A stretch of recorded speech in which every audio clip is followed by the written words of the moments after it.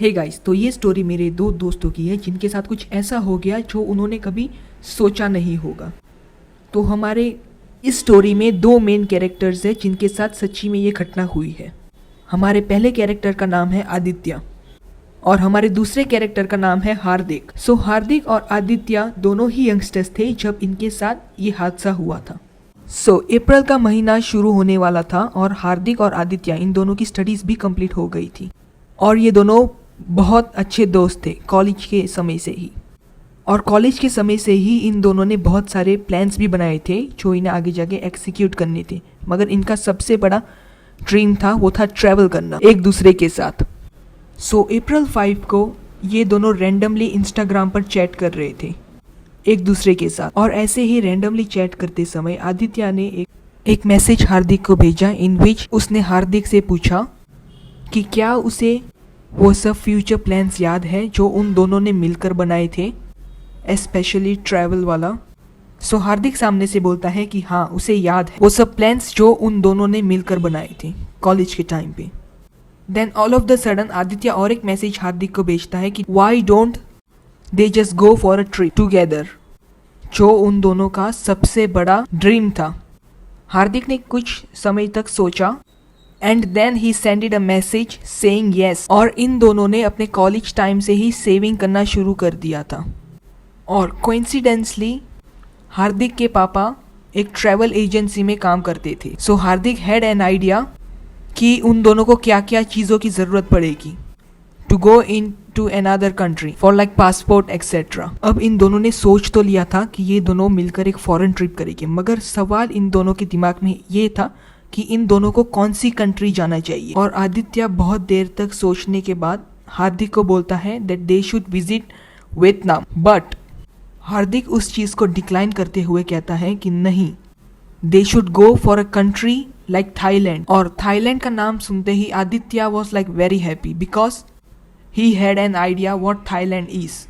सो Aditya instantly Hardik के ये suggestion पर मान जाता है दैट yes they should go for country like Thailand, क्योंकि थाईलैंड एक अच्छी कंट्री तो थी for every Indian to go, मगर वहां पर शेडी बिजनेस भी होते थे जो इन दोनों को ऑलरेडी पता था। और हार्दिक और आदित्य दोनों ही वर्जिन थे। So that was another reason why they were very excited जब हार्दिक ने थाईलैंड जाना सजेस्ट किया।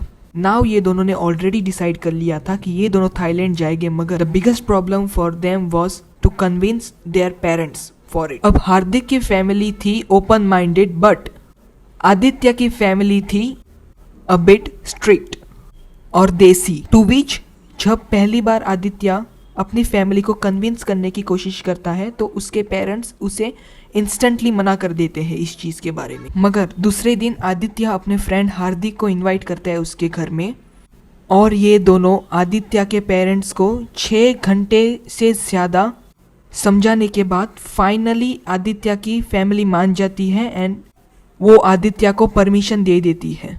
मगर उसके पेरेंट्स की एक शर्त थी that Aditya has to always update कि वो क्या कर रहा है। आफ्टर विच ये दोनों अपनी ट्रिप के तैयारी में लग गए। They started doing shopping, they gathered all the documents that they need to board in Thailand.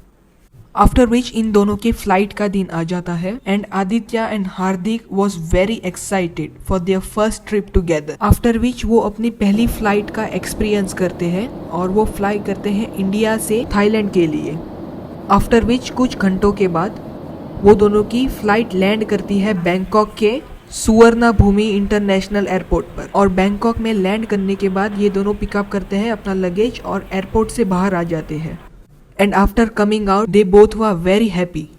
Enjoy that they started kissing and hugging each other that they finally made it to another country. और अब यहाँ से उन दोनों की official Thailand की 15 दिन की ट्रिप शुरू हो गई थी।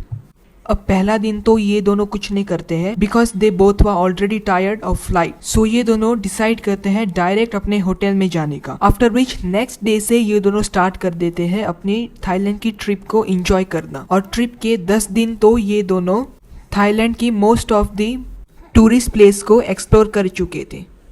And now it was time for them to go for shady business which was another reason to come in Thailand.